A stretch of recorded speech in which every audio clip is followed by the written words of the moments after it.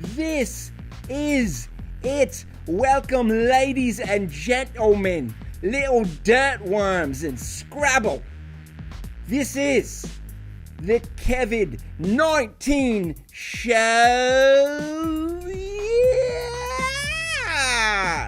Yes, Queen. Welcome. I am Kirby Bevan, standing in for Kevin Berrey, your regular host. Please, be kind. Be kind. Don't be a cunt. It's Friday. Let's have fun.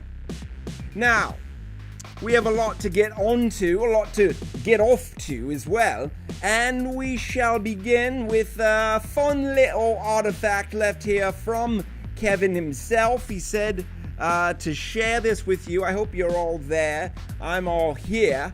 I'll be dabbling in Facebook if you like to message me.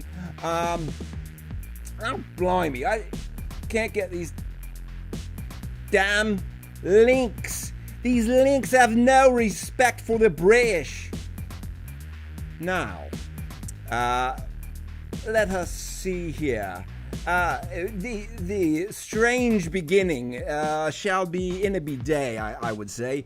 Let's zero in on something that you might learn a tip or two from here from our friend Kevin Berrey, the regular host, myself, not him. But let's see what he has to impart in terms of wisdom here from New York City. Here's my New York City bidet. I've saved a lot on toilet paper, but I've had to reinvest in butt towels. Oh, I see that. Well, fair enough. That's a lot of butt towels for one man. And apparently his wife, he is a married chap. Well, that's a good start to this. I hope you're all wiped up and ready. This is the KEVID19 Show, as stated. And proceeding from there, the Pope. We had to return to this one because, of course, our typical host, regular host, was not quite accurate in some of his Pope knowledge last week. So we've decided to update it quite a little bit. We've done some research, and it turns out that last month, the Pope removed a Polish bishop accused of sex abuse cover-up.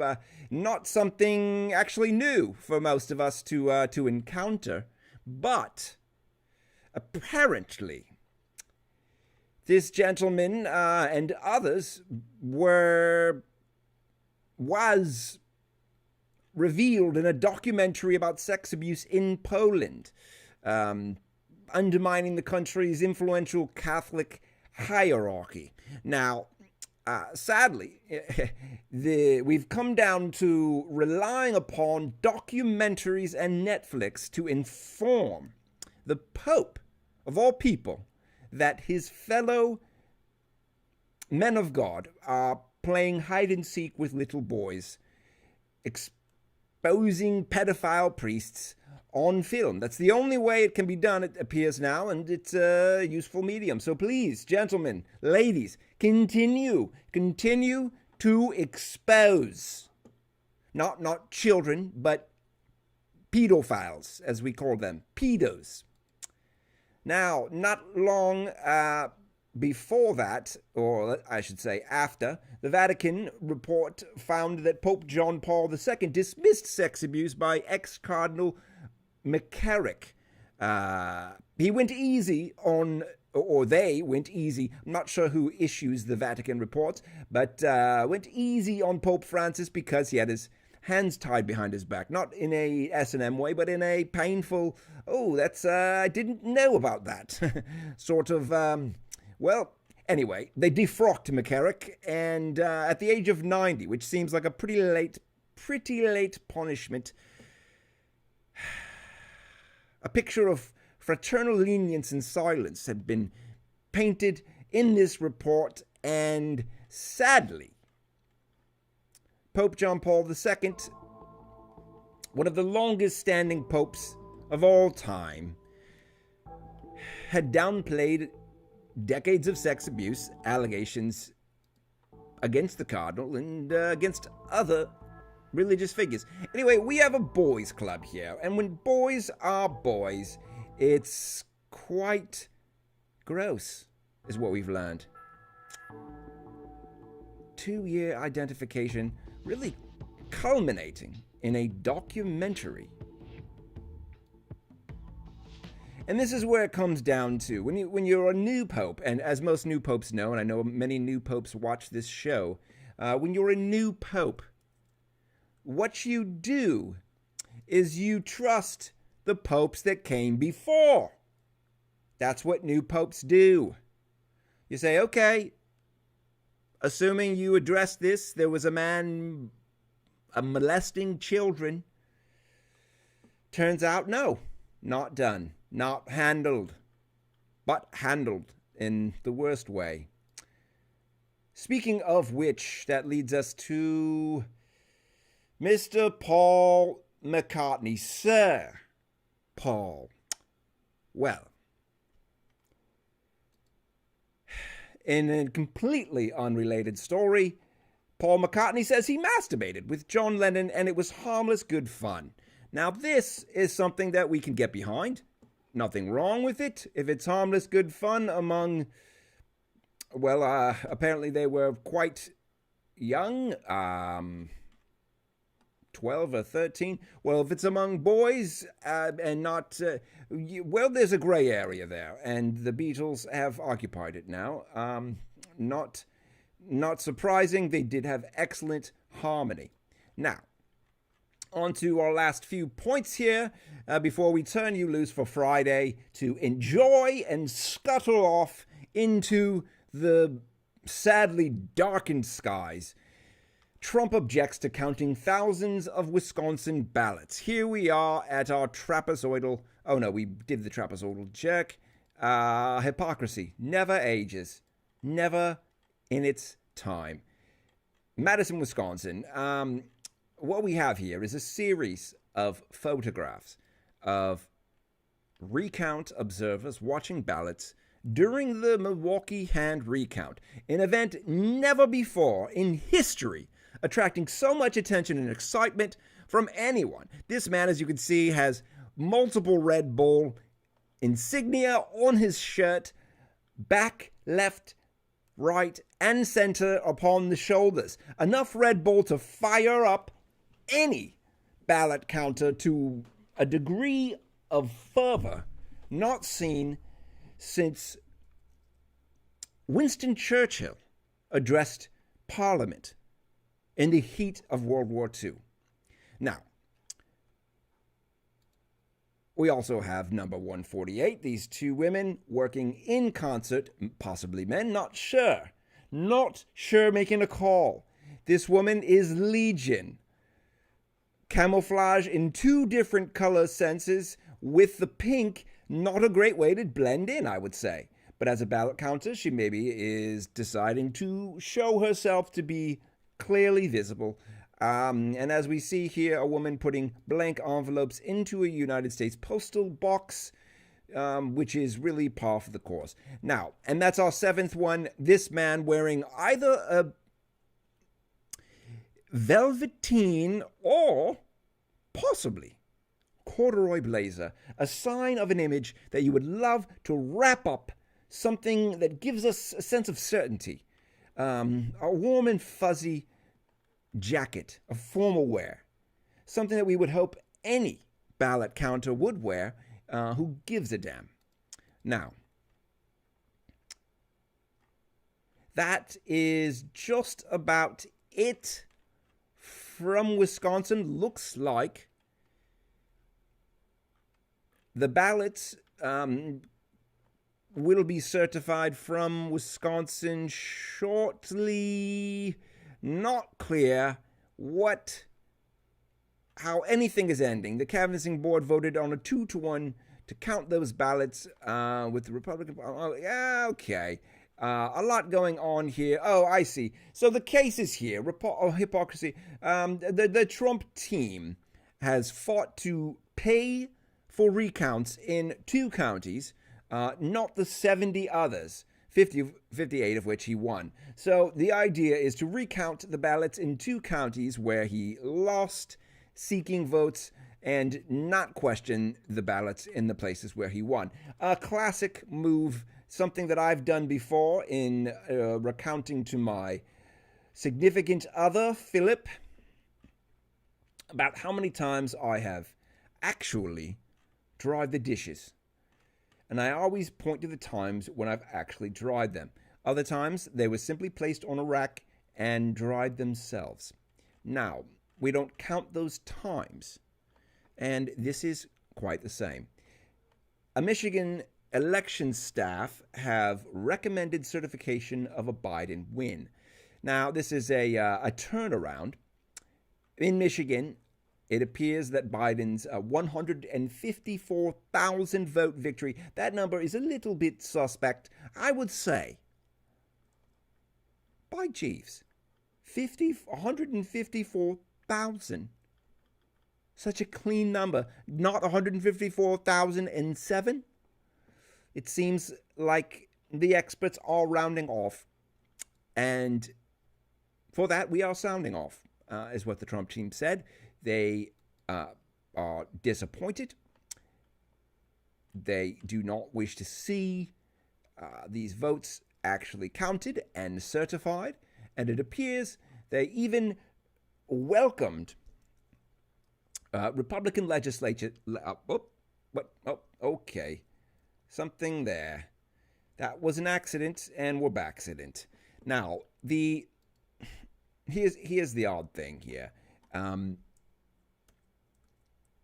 It's a difficult task.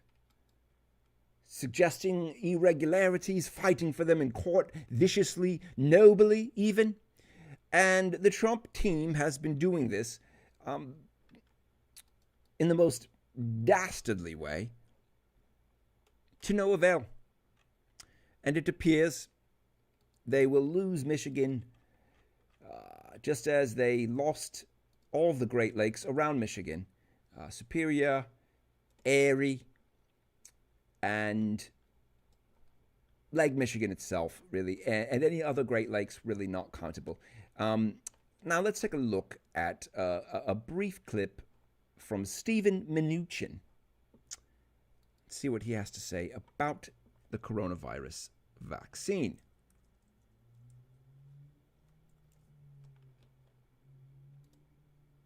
And again, well, we hope.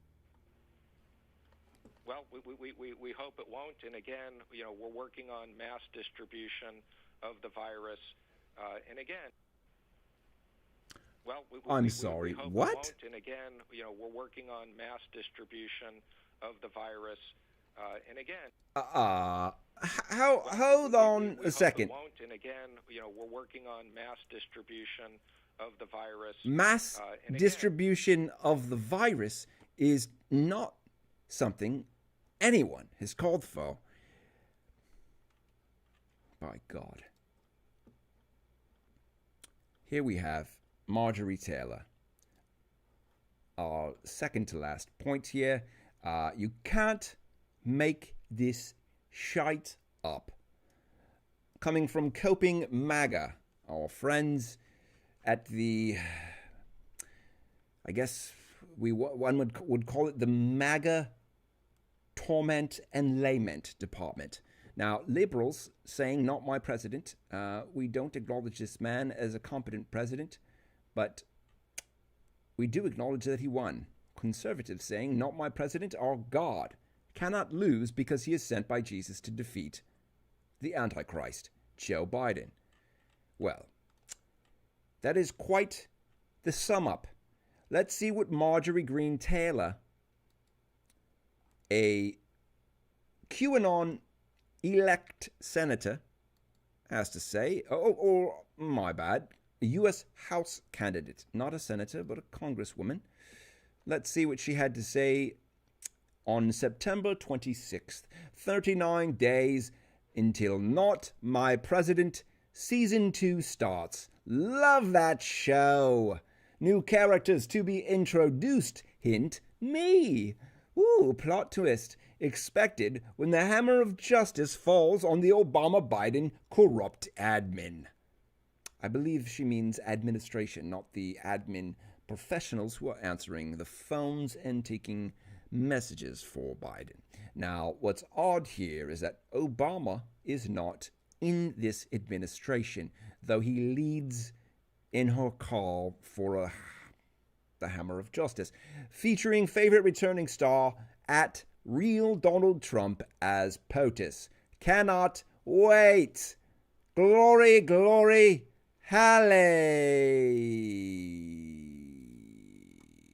Lucifer. Look at this. Just today, Marjorie Taylor Greene has returned, still a U.S. House candidate in Georgia, and she says, hashtag, not my president. Georgia Secretary of State Brad Raffensperger announced today that his office is set to certify election results that would formally declare President-elect Joe Biden as the winner in the state, and perhaps then in the nation. Now, that is my food. I will have to depart forthwith. One moment.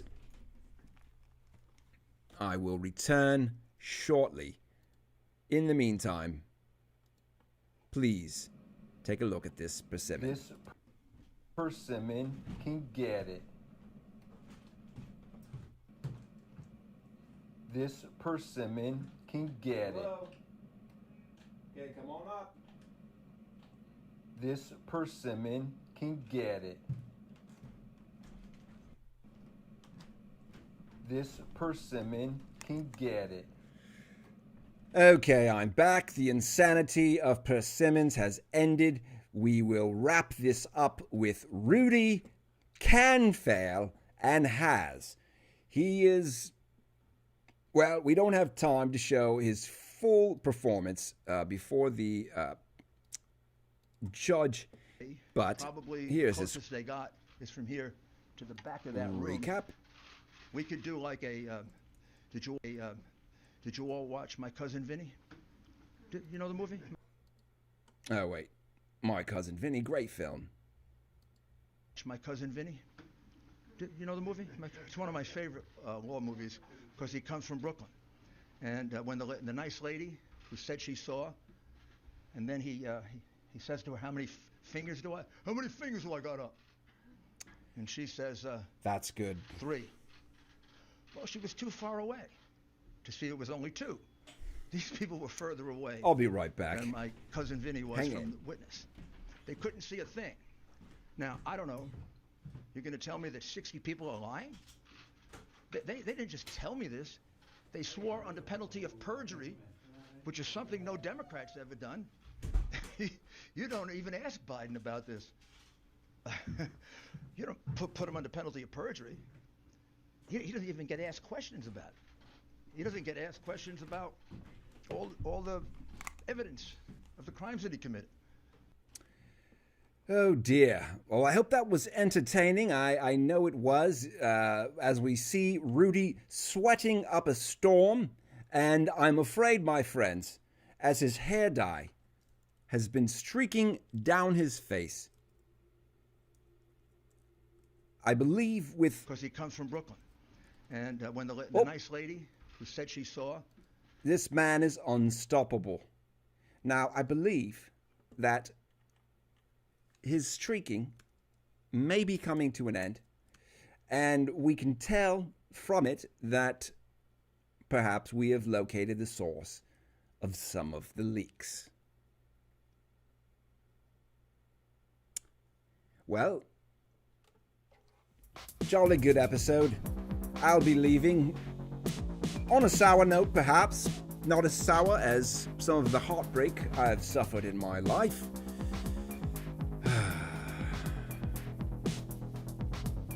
Perhaps. I would say heartbreak is the sourest I've tasted, the sourest thing I've tasted in my life. And what I'm saying in that is never, bite your ex-girlfriend, because then it's permanent. Thank you for tuning in. This has been a fine episode. I'm sure Kevin Berrey will be pleased with the way I've handled it. He's a right proper chap. And this has been another, sad, fine, delightful,